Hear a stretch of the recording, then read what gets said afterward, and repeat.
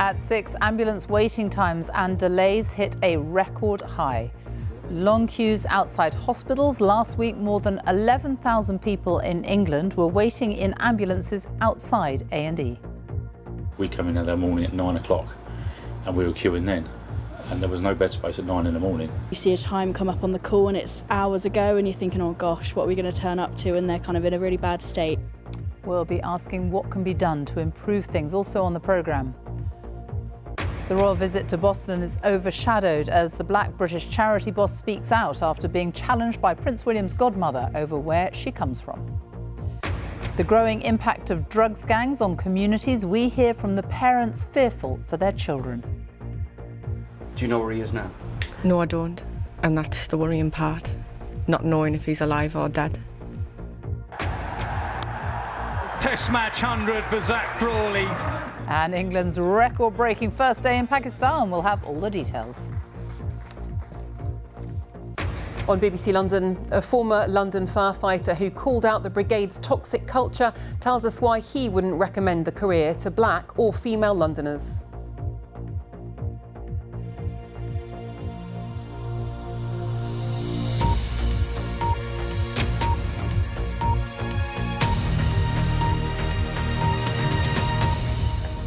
Good evening and welcome to the BBC News at 6. It is what we all fear. You call an ambulance and it takes ages to turn up. When it finally does, you get to hospital and you have to wait in a long queue of ambulances outside or in a corridor inside before being seen. That is what happened to around 11,000 people in England last week as ambulance waits hit their worst levels on record. 1 in 7 ambulances in England queued for over an hour outside hospitals to hand over patients to A&E. The target is 15 minutes, and that's the highest figure since records began in 2010. One of the hold-ups is that more than 13,000 beds a day are occupied by people who are medically fit to be discharged but don't have anywhere suitable to go. Our health editor, Hugh Pym, spent the day with the South Central Ambulance Service. Here's his report. Cat 53-year-old female, she's saying, help me. And we think she might have abdominal pain, but the call handlers are struggling to understand her. So we'll see when we get there. Joe and Nick are on their way to a patient in Milton Keynes. Ambulance service. Diana is in severe pain and has been vomiting, possibly linked to an earlier operation. It's a Category 2 call, a serious condition requiring urgent assessment. We'll take good care of you, all right? She needs to get to A&E. We need to find some space for you. But inside the city's hospital, there's a queue building up. This is what? Paramedics are having to wait to hand over patients. It's a familiar scene for Joe and Nick as they move Diana into the emergency department. What's happening, Joe? So I've just spoken to the nurses. They know that we're here, and they just asked us just to wait in the queue until they have space available. So until then, we don't know what's going on. A&E is crowded because beds are hard to find in the hospital. Waits like this are part of everyday life for patients and paramedics. We come in that morning at 9 o'clock and we were queuing then, and there was no bed space at 9 in the morning, and that's the start of a normal weekday. And you'll hear calls going out for assistance for other crews and you can't get to them. And that's the frustrating bit, when you can't get back out and help colleagues. It does get tricky when you see a time come up on the call and it's hours ago and you're thinking, oh gosh, what are we going to turn up to? And they're kind of in a really bad state. But we do try our best to get to everyone. Obviously, when your person's in need, you want them to get the help they can. And obviously they do get the help, but the wait time is kind of a massive contribution. I think we're tired most of the time. You know, you come to work tired, go home tired, and you do it all again the next day. But, you know, we keep smiling, as I say, and we just keep going. It's what it is. So, yeah, so if the front crew go into A, happy days. And then you can take this patient, my patient, the next patient, who hopefully this trolley will be for. Joe, who's a senior paramedic, is helping speed things up. He allocates one crew to look after a few patients, allowing others to take new call-outs. November Alpha 332, receive him. Control to November Alpha 332, thank you. Just sent you down a Category 2. After a wait of about half an hour, Joe and Nick can hand over their patient and leave the hospital. The aim where possible is to get patients treated at home, better for them and it eases pressure on hospitals. George, lovely to meet you. My name's Joe, this is Nick. George, who's 83, has a temperature and back pain and feels shaky. I just need to put some stickers on your wrists and ankles and on and around your left side of your chest. Joe does tests and diagnoses a chest infection which needs an antibiotic and a steroid. To get a prescription requires a call to a local GP surgery. Thank you for holding. We are very busy at the moment. Please continue to hold and your call will be answered as soon as possible. Sometimes there's a priority line to call, but not today. So I'm having to call the normal number, which all I'm getting back is user busy. So it means we have to wait a little while until we can get through to the receptionist. So we're just a little bit stuck at the moment with doing that. That wait to sort out the medication with the GP added nearly an hour to what the call might have taken. It may be unusual, but it certainly means delays getting the crew back on the road. Looking ahead, how difficult will things be this winter? Very serious. I think this winter is going to cause all sorts of issues. We will continue to work tirelessly as a system with all our partners to see what else we can do. Back out with Joe. He's nearing the end of his shift. Before I came into the service and when I was growing up, I don't think I quite realised that delays would even be a thing, really. You know, we're an emergency service, we should be there to attend emergencies. But ultimately, do you still love the job and the challenges? Yeah, I do. I couldn't imagine doing any other job. Hugh Pym, BBC News, Milton Keynes. Our health correspondent Catherine Burns is with me now. So Hugh's report shows what life is like for the ambulance crews. How does that reflect more widely what's happening in hospitals? Sophie, I think the best way to see this is to imagine ambulances as the start of a journey through the NHS. So let's begin with those figures from last week. That record high, more than 11,000 people stuck in ambulances outside hospitals in England. And that generally meant they were stuck at the front door outside those emergency departments because they were too busy to let them in. Once they got inside A&E, the wait wasn't over. Last month, 150,000 people were left waiting longer than the 4-hour target to be admitted to a ward. Now, this was often because of struggles finding them a bed, which in turn was due to problems further up the system. Because right now, and at any given time, hospitals in England, there are about 13,000 patients who are well enough to go home, but not able to because no one's managed to sort the care they need when they leave. So you can see that ambulances are one very visible way of looking at pressures across the whole of the system. And the fear, of course, is that people will die because of it. Absolutely. There's growing concern over this. So right now in England and Wales, we're seeing on average 1,100 more people dying every week than we would expect. The president of the Royal College of Emergency Medicine has come and spoke to the BBC today. He's worried that up to a third of those extra deaths are down to these pressures on emergency medicine. Now, obviously, there are other factors at play here, not least COVID. We are frailer as a population because of it. And obviously, during the pandemic, treatment times, waiting lists went up. So it is hard to say how many of those extra deaths are down to these problems at the hospital front doors. But we can be certain this is killing some people. And what can be done? How can the situation be eased? Well, the government says it's spending £500 million this winter to try to unclog the system. So one thing, NHS England has set up 40 control centres. They're going to divert patients away from hotspots and to see which areas need the extra help. Really, though, there is no quick fix here, and we are just at the start of winter. Let's not forget either that we're expecting some health workers to walk out on strike over the next few weeks. Catherine, thank you. A Black British charity campaigner who was repeatedly asked at a royal reception where she was really from by a senior figure in the royal household has described her experience as abuse. Ngozi Fulani was questioned about her background by Lady Susan Hussey, Prince William's godmother and the late Queen's lady-in-waiting at Buckingham Palace on Tuesday. It comes as the Duke and Duchess of Sussex prepare to release their documentary next week in which they say they will tell their story. Our royal correspondent Sarah Campbell reports. I'm very clear, right? No matter how uncomfortable it is for other people to accept, I'm very clear that I experienced racism in an environment that I should have felt safe in, and we need to address that. Ngozi Fulani was invited along with 300 other guests to a reception at Buckingham Palace, highlighting the issue of violence against women. Here she is seen being warmly greeted by the Queen Consort. But earlier, she says she'd received a very different welcome from a senior palace aide, Lady Susan Hussey. When the lady first approached me, one of the first things she did was to take my locks and move it out of the way. No conversation at first, and then she says, I just want to see your name back. Ms Fulani, born in Britain, then says she was repeatedly and aggressively questioned. I'm from here, I was born here. Yeah, but where are you really from? I'm really from here. Yeah, but okay, so I can see that this is going to be a bit of a challenge. She said, what's your nationality?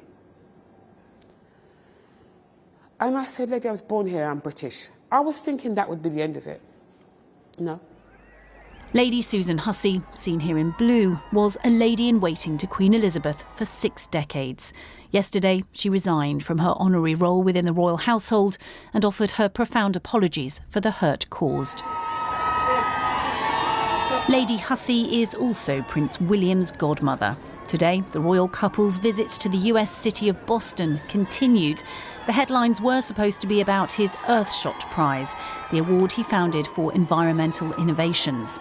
But instead, accusations of racism have had once again to be addressed. And today, the promise of more royal revelations. No one sees what's happening behind the closed doors. Netflix released the first look at its 6-part series starring the Duke and Duchess of Sussex, which will, according to the streaming giant, when the stakes are this high, doesn't it make more sense to hear our story from us? Look at the challenges which forced them to step back as senior royals. Sarah Campbell, BBC News. A look now at some other stories making the news today. A builder has been found guilty of murdering 2 women 6 months apart at a remote farm in East Sussex. Hove Crown Court was told Mark Brown met the women, Leah Ware and Alexandra Morgan, through a sex work website. The body of Ms Ware has never been found. The leader of the SNP at Westminster has announced he will be stepping down from the role. Ian Blackford said he will not be seeking re-election at the party's annual meeting next week, as now is the right time to find fresh leadership ahead of the next general election. He's held the post for 5 years. House prices have seen their biggest monthly fall for nearly 2.5 years, according to the Nationwide Building Society.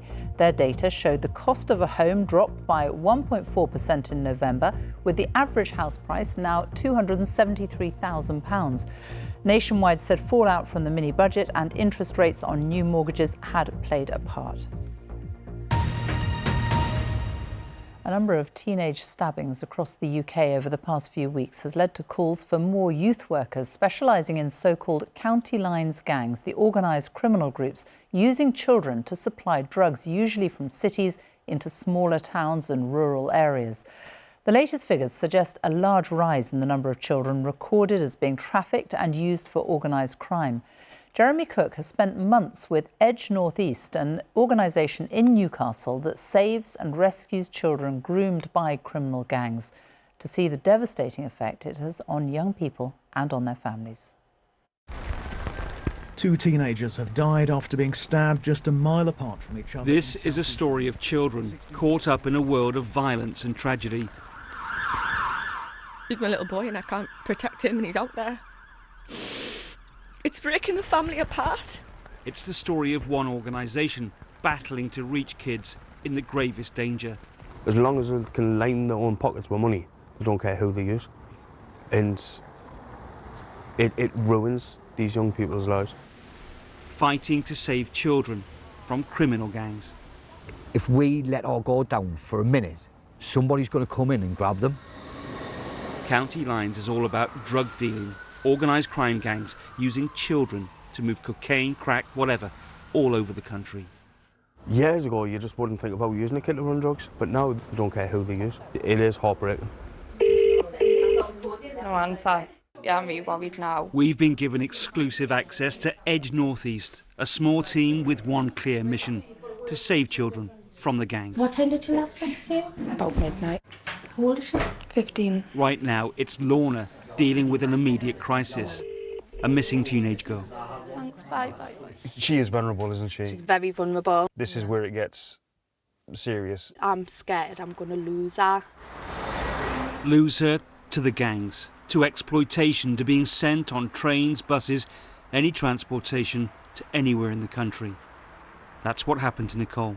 I think at the point I realised I wasn't going to get anything, it was too late. I was already well and truly in it and doing it, and there was no choice in it. There was no, I can decide when I was going to do it or where I was going to do it. It was they would tell me and I was doing it. If I wasn't doing it, I would pay for it and I would know about it. And that's all that's left, really, is the memory of him. Another sad street memorial to another young life lost. Reports this week from across the country of more stabbings, more deaths. I feel absolutely gutted. We need more people out there on the street to help these kids, you know, to get them to understand and to teach them and to get them back on track. It's nowhere to live. It sounds odd, but for some young people, being arrested can be a turning point, an opportunity for youth workers to make first contact. There are 10 cells along this corridor set aside for what they call juveniles, for children. And behind this door is a young person who's in police custody. Like others on the Edge team, Lorna's own life experience, her own troubled youth, can help make vital connections. If you were in the custody, you were talking to your young self, what would you say? I'm getting a bit emotional. That someone did care. And that my life didn't have to be like that.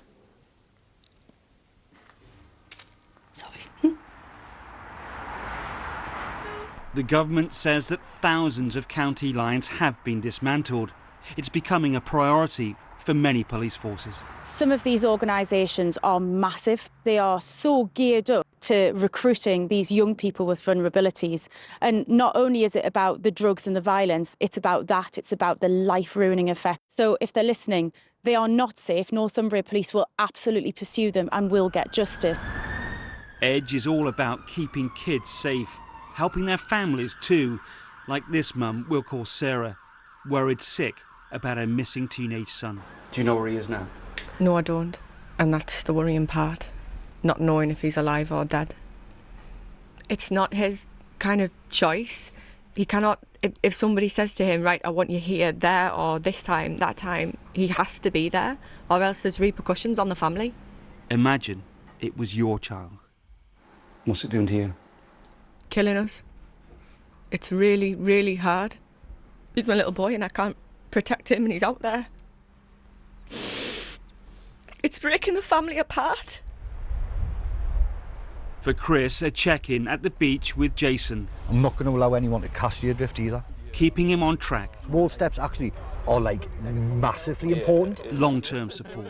The situations where I've either been arrested and I've been in a holding cell, they've called my dad. My dad's not turned up. They've called social worker. My social worker's off work, so he ain't coming.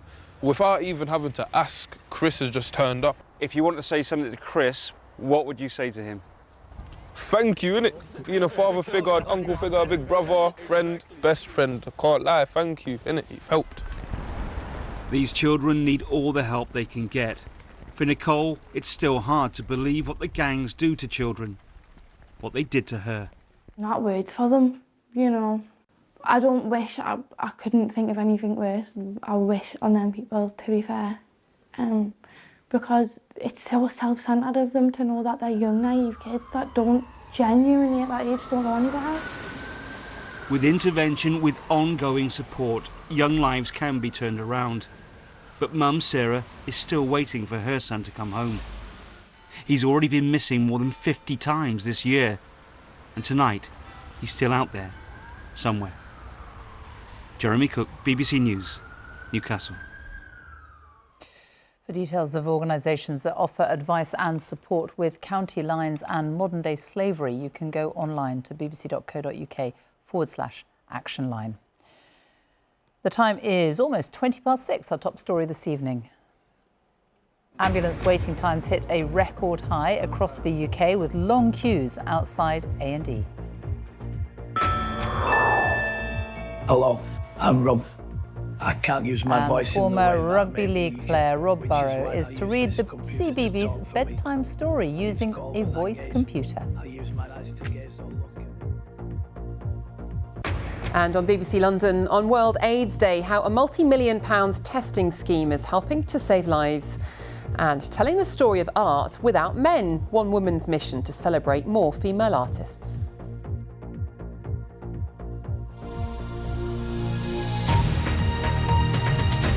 The World Cup now, and England have been back in training today as they prepare for the first knockout stage match on Sunday against Senegal. If they win that, they'll be through to the quarter-finals. The England midfielder Declan Rice says he wants to deliver the fans the best Christmas presents they've ever seen by winning the tournament. But Senegal, the reigning African champions, will also have it on their Christmas wish list, as Natalie Perks reports from Doha. In the battle of the fans in Qatar, there is only one winner. Senegal supporters here in Doha have been practicing daily, determined to win the World Cup of fandom. It's a contest they believe they'll not only win in the stands, but also on the pitch. It is the time to do it for Africa. We are very ready. We are ready. We are a good team. We are good players. I'm very happy to see SA in here, and we're going to win. This year is for our years. It's our years. We are the best. We are chosen by God himself. Training in the heat is in stark contrast to the plummeting temperatures in England. Thanks to social media, though, shows of support are still hitting home. You know, it makes me happy seeing the videos of them celebrating, scoring, us scoring. So look, we're going to try to keep going. We're going to try to keep pushing, keep trying to lift everyone. It's obviously really close to Christmas now, so hopefully we can deliver them the best Christmas present. Let's see. Christmas feels different here. So does England's form. After a rocky build-up, Gareth Southgate's side are starting to show some artistic flair. England's journey in the desert has been one of ups and downs, but now it's knockout football, and an unfamiliar obstacle stands in their way. There is no history between the sides. They've never played each other. Senegal are missing their best player, but 7 of their squad play in the Premier League. And for those who've done the same, this match has added spice. I love England. England, for me, is one of the best countries in the world. I live there. I have a beautiful time over there. Everyone is excited for that game, and I hope the winner going to be Senegal. The spirit of the so-called Lions of Teranga has lit up this World Cup. On Sunday, we'll find out definitively if 3 Lions are better than 1. Natalie Perks, BBC News, Doha. There was another upset at the World Cup today as Belgium were knocked out. They had already suffered a surprise defeat. And will Germany be the next big upset? They could be eliminated tonight if they don't win their crucial game against Costa Rica. That match will make history whatever the result, because for the first time, a female referee will be in charge. Stéphanie Frappart from France will lead a team of 3 women officials. Our sports correspondent Laura Scott reports. After years of climbing the refereeing ranks, today in Qatar comes a significant moment in the sun for female officials, as the trailblazing Frenchwoman Stéphanie Frappart becomes the first woman to take charge of a men's World Cup match as part of an all-female on-field refereeing team. Before the tournament, she told me she's ready. The World Cup, Men's World Cup, is the most important competition in the world, not only in football. So we know that there is a lot of expectations. There was always pressure. There are always pressure in the matches, and also when you are women, you have more pressure. But how comfortable does she feel that this step forward comes at a tournament hosted by a country whose record on women's rights has come under intense scrutiny? It's not me who decided this World Cup. When you are selected for the World Cup, how we can say that I'm not going? We know that there is some difficulty there for the women, but I think and I hope this World Cup will help them. The attention on Frappart's history-making moment will be amplified by how much is riding on the match she's officiating. Tonight's Group E clash between Costa Rica and Germany. 100% Vertrauen. I trust her 100%. I think she deserves to be here due to her performance and her achievements. I think she'll perform very well. Hamstring injury at the Despite progress closer to home for female officials, there are concerns the environment is still not welcoming enough, and there's never been a female referee in the Premier League. I don't want women to be promoted to the middle of the Premier League just so we can tick a box. They have to be good enough. And we have got girls coming through now that are possibly good enough. So I say, sort of watch this space now, maybe 5 years. For so long in refereeing, women were on the fringes. Now, on the biggest stage of them all, there'll be a woman in the middle. Laura Scott, BBC News. Cricket now, and there was a stunning performance from England on the first day of the first test against Pakistan in Rawalpindi. They ended the day on 506 for 4, the first time 500 runs have been scored on the first day of a test match. 4 players each managed to clock up a century, also a record for day one. Our sports correspondent Joe Wilson has the details. Rawalpindi, after 17 years of waiting, one day of record breaking. England began with Ben Duckett's touches. And the crashes from Zach Crawley's bat. Welcome England, read the sign. Oh, they were delighted to be there. Crawley with the first century. On your feet in the dressing room, and why sit down? The runs, the records, the celebrations kept coming. Key factors, helpful conditions, England's bold ambition and some questionable fielding. Duckett made 107. Then it was Ollie Pope's chance. Another fluently forceful innings. Another 100. Yeah, him too. Yet the most dismissive batting only came now. Harry Brook hit 1 over for 24 on his way to a century. 400 makers on the first day of a test match. 506 runs. Astonishing records. England are back in Pakistan, but playing as they've never done before. Joe Wilson, BBC News. The former rugby league player Rob Burrow, who has motor neuron disease, has agreed to read the BBC's CBeebies bedtime story using a computerised voice machine controlled by his eyes. The computer recreates the words in his own Yorkshire accent. The 40-year-old, one of the most successful players in rugby league's history, revealed he was suffering from the disease in 2019. He says he's honoured to be taking part. Graham Satchell reports. Jackson! And now Guy.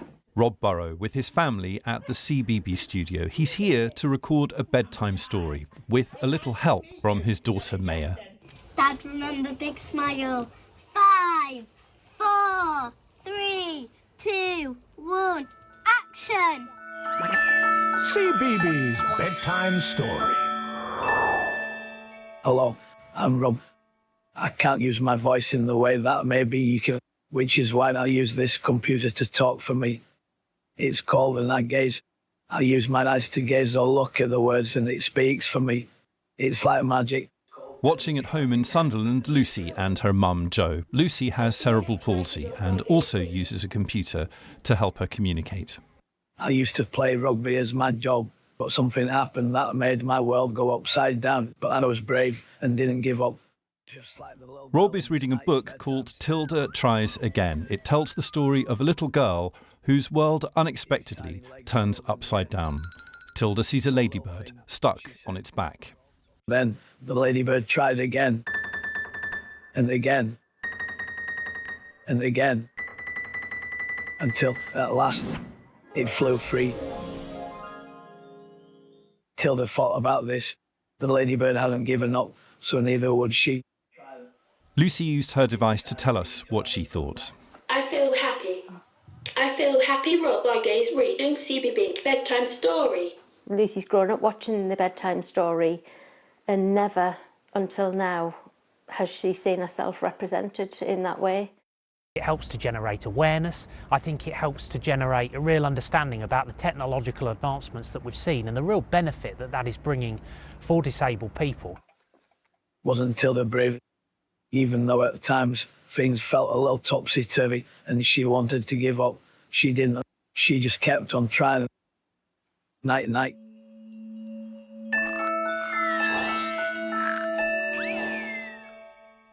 Rob Burrow there and the CBeebies bedtime story. Let's have a look at the weather now. Ben Rich is here.